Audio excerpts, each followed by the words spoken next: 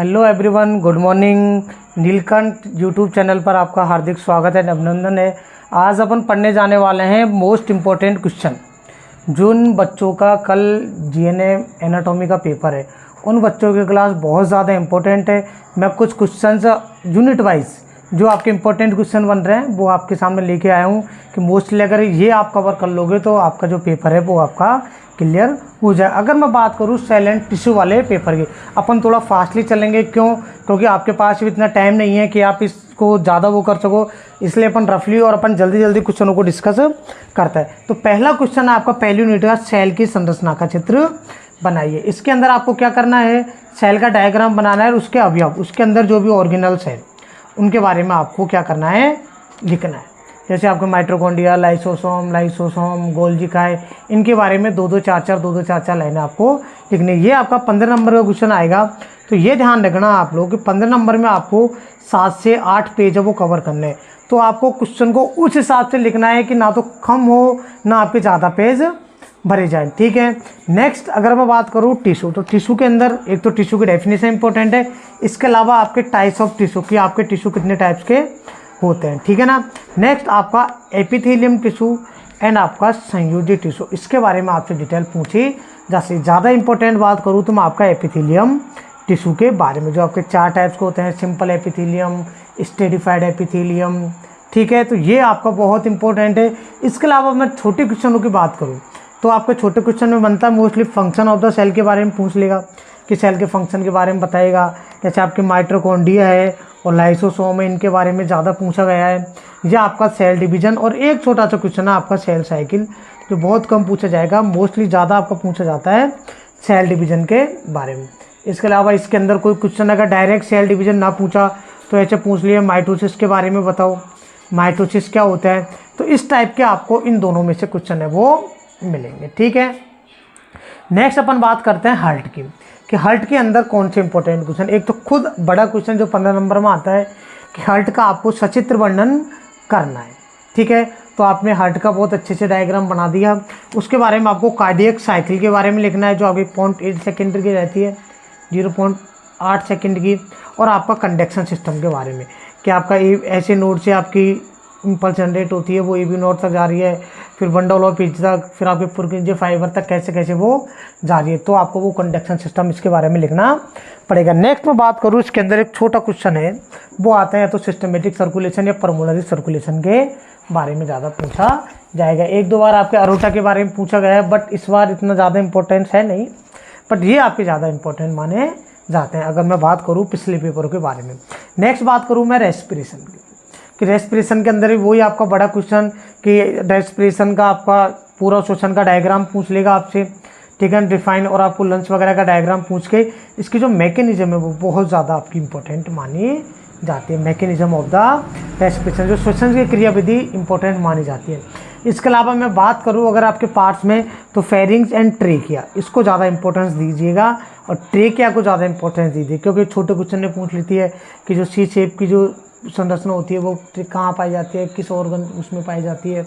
तो आप ये दोनों ज़्यादा इंपॉर्टेंट इसके अंदर माने जाते हैं, ये आपका मैकेनिज्म ऑफ रेस्पिरेशन। नेक्स्ट मैं बात करूँ आपका एलिमेंट्री कैनाल के बारे में, तो एलिमेंट्री कैनाल के बारे में पूछ लेगा, या उसके साथ में जो एक्सेसरी ऑर्गन है आपके उसके बारे में आपसे एक लिस्ट बनवा लेगा। और उसके साथ में क्या पूछेगा, देखो पहले analyst the part of the alimentary canal. Alimentary canal आपसे माउथ से एनस तक आपको सबके नाम लिख रहे हैं। उसके साथ में जो एक्सेसरी ऑर्गन्स जो आते हैं जैसे पेनक्रियाज वगैरह ना, उनको आपको इसके साथ में गॉल ब्लैडर वगैरह, उनको इनके साथ में लिस्ट में लिखना है। और उसके साथ में एक का वर्णन पूछेगा, या तो वो स्टोमक के बारे में पूछ लेगा ये लिस्ट बनवा के, या small intestine and large intestine के बारे में पूछ लेगा। ये आपका बहुत ज़्यादा इंपॉर्टेंट माना जाता है एग्जाम के पर्पज से, सबसे बड़ा सिस्टम माना जाता है।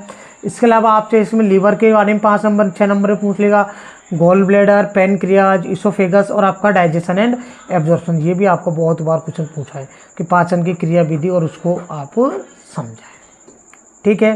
तो ये कुछ इंपॉर्टेंट क्वेश्चन है जो आपके इसमें से बनते हैं, ठीक है। चलो नेक्स्ट अपन बात करते हैं किडनी की। आप हमारे यूट्यूब चैनल को लाइक सब्सक्राइब जरूर करें। अगर आपको कोई टॉपिक्स में दिक्कत आ रही है तो आप हमको शेयर करें, या आप हमारे जो डिस्क्रिप्शन है उसमें जो नंबर दिए हुए हैं उन पर आप कॉल या मैसेज करके बता सकते हैं, जिससे हम उस जो आपको प्रॉब्लम्स है उसको हम सॉल्यूशन करने की कोशिश करेंगे। ठीक है, नेक्स्ट अपन बात करते हैं किडनी की। तो किडनी के अंदर आपके क्या क्वेश्चन बनते हैं, मोस्टली किडनी वही आपका किडनी के बारे में बताओ और आपका मूत्र जो आपके यूरिन फॉर्मेशन है ये वाला क्वेश्चन इंपॉर्टेंट बनता है। एंड इसके अलावा जो क्वेश्चन बनता है आपका जो 6 नंबर में वो आपका यूरिनरी ब्लैडर के बारे में पूछ लेता है। नेक्स्ट मैं बात करूँ आपका मस्कुलोस्केलेटल के बारे में। तो देखो मोस्टली जो क्वेश्चन पूछा जाता है वो आपका ही पूछा जाता है जो एक्सियल और जो अपेंडिकुलर सिस्टम है उसके बोन के बारे में, कि 202 6 बोन है उनके बारे में आपसे पूछ लेगा कि किस में आपकी 80 आपकी एक्सियल में पाई जाती है, 126 आपकी अपेंडिकुलर में पाई जाती है। फिर इनको भी आपको डिस्क्राइब करवा के एक आपको क्या पूछ लेगा, एक सिस्टमेटिक तरीके से पूछ लेगा। और इसके साथ में एक लॉन्ग बोन के बारे में आपसे पूछ लेगा, बहुत इंपॉर्टेंट। या तो आपको इसी में पूछ लेगा या अलग से आपको लॉन्ग बोन में फीमर या आपको ह्यूमरस के बारे में आपको लिख देना है, जो भी आपको आती है वो लिख देना है। इसके अलावा बोन में आपका ऑडिटरी ऑसिकस, मैलस, इनकस, स्टिपिस के बारे में बहुत ज़्यादा पूछा गया है। इसके अलावा आपका वर्टिब्रल कॉलम, फिर आपका स्कल की बोन है आपकी, ठीक है, स्कल की बोन और आपकी फेशियल बोन, ये क्वेश्चन आपके ज़्यादातर आपके पूछे। तो इन क्वेश्चनों को आप जरूर याद कर लेना, बहुत ज़्यादा आपका इम्पोर्टेंट सिस्टम है वो माना जाता है। नेक्स्ट अगर मैं स्केलेटल में बात करूँ तो मसल्स के बारे में तो ठीक है, ज़्यादा कुछ आपको ध्यान नहीं देना, बट आप इसमें जॉइंट्स के बारे में पढ़ सकते हो कि जॉइंट्स क्या होते हैं, कौन कौन से टाइप के जॉइंट्स होते हैं। इसमें जो आपके इंपॉर्टेंस माने जाते हैं वो साइनोवियल एंड आपके वॉल एंड सॉकेट जॉइंट्स माने जाते हैं। तो साइनोवियल जॉइंट और जो जॉइंट है इनको तो आप ज़रूर पढ़ ही लेना, चाहे अगर आप पूरा सिस्टम ना पढ़ पाओ बट आप इन दोनों को तो ज़रूर पढ़ लेना।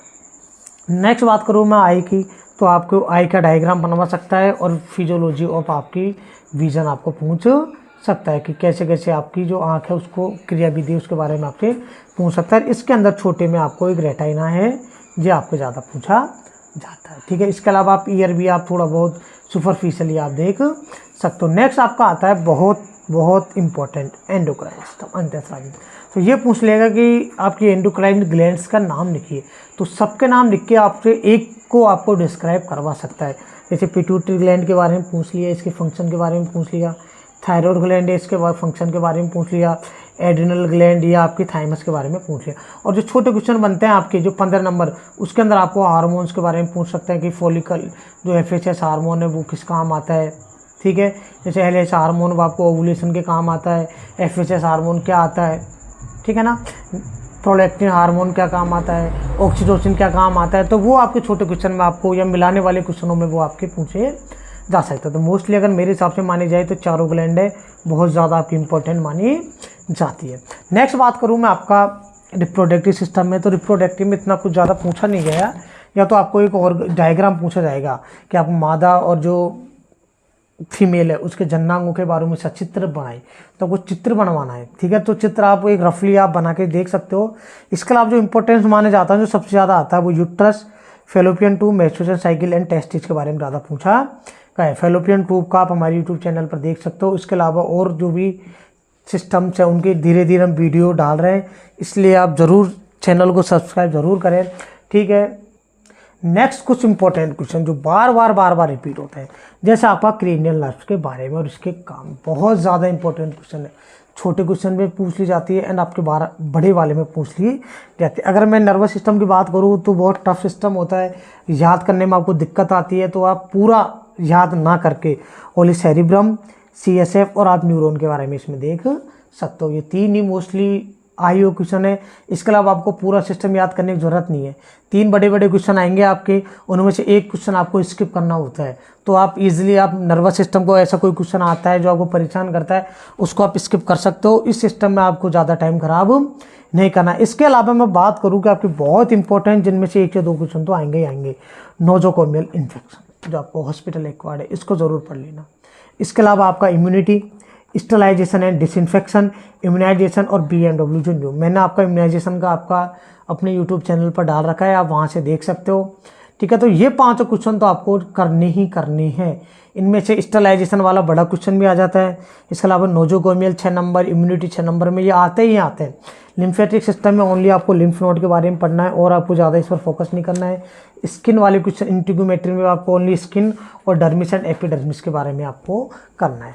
मस्त आप ये जो क्वेश्चन है इसको आप सुपरफिशियली आज नाइट में रिवाइज कर लेना, जिससे आपका कल है बहुत अच्छा पेपर जाएगा।